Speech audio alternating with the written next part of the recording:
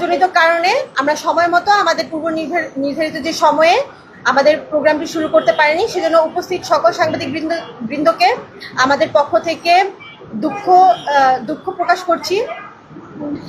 আজকে এখানে আমরা সম্মিলিত হয়েছি সারা দেশে সব জায়গায় বিভিন্ন রাজনৈতিক সংগঠনগুলো দ্বারা নারীর প্রতি ক্রমবর্ধমান সহিংসতার ঘটনায় আমরা নারী সমাজ উদ্বিগ্ন এবং উক্ত বিষয়ে নিন্দা জ্ঞাপন করে এবং সারা বাংলাদেশে নারী পুরুষ নির্বিশেষে নারী সহিংসতার বিরুদ্ধে ঐক্য গড়ে তোলার আহ্বান জানিয়ে আজকে আমরা এই সংবাদ সম্মেলনের আয়োজন করেছি। শুরুতেই স্মরণ করছি ৭১ এবং জুলাইয়ের সকল শহীদদেরকে, স্মরণ করছি বাংলা এবং বাংলাদেশের ইতিহাসের সকল গণসংগ্রামের বিপ্লবী নারীদেরকে, যাদের উদ্দীপনা, চেতনা, সাহস আমাদের নারী মুক্তির পথিকৃৎ। বিশেষভাবে স্মরণ করছি জুলাই গণ অভ্যুত্থানের নারী শহীদ নাইমা, রিয়া, নাফিসা, সুমাইয়া, শাহিনুর, লিজা, নাসিমা, রীতা, মায়া, তানহা প্রমুখকে। বাংলার ইতিহাসের মুক্তি সংগ্রামে নারীর আত্মত্যাগ উদ্দীপ্ত বলিষ্ঠ ভূমিকার অনস্বীকার্য।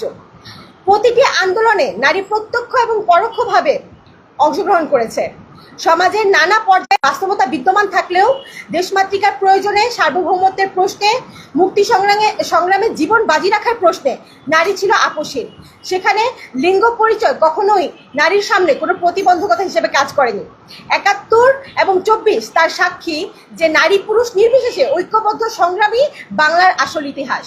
কিন্তু যখনই সম্মিলিত প্রয়াসে যুদ্ধাবস্থার অবসান ঘটানো হয়েছে, ঠিক তারপরেই আবার নানা শ্রেণী এবং গোষ্ঠীর অপচেষ্টায় নারীকে ঠেলে দেওয়া হয়েছে সেই পূর্ববর্তী অসম বৈষম্যমূলক বন্দোবস্তে।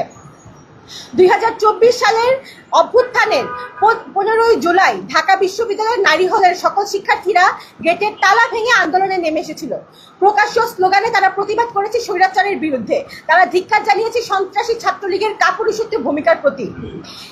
এরই ধারাবাহিকতায় ১৭ই জুলাই আন্দোলনে নেমে আসা সকল শিক্ষা প্রতিষ্ঠানের নারীদের উপর নারকীয় আক্রমণ চালায় ছাত্রলীগ এবং আওয়ামী লীগ। সারা দেশের মানুষকে এই ঘটনা গভীরভাবে আন্দোলিত করে। বাংলাদেশের সর্বস্তরের মানুষরা স্বৈরাচারের এই আক্রমণের বিরুদ্ধে রাস্তায় নেমে আসে।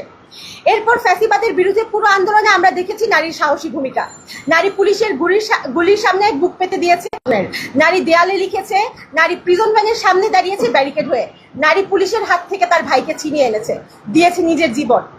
২৪ পরবর্তী এই বাংলাদেশ তাই ফ্যাসিবাদ বিরোধী সকল শক্তি আত্মত্যাগ এবং আত্মবিসর্জনে পাওয়া এই দেশ গঠনে নারীর দায়িত্ব এবং অধিকার পুরুষেরই সমান।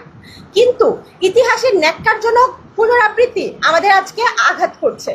উদ্দেশ্যমূলকভাবে